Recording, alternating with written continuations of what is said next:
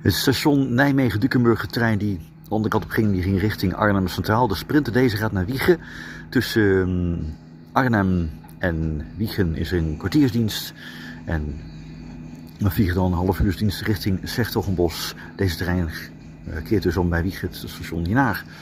Dit is Nijmegen-Dukenburg. Het station wordt geopend op 2 juni 1973. Bestaat dus al bijna 53 jaar.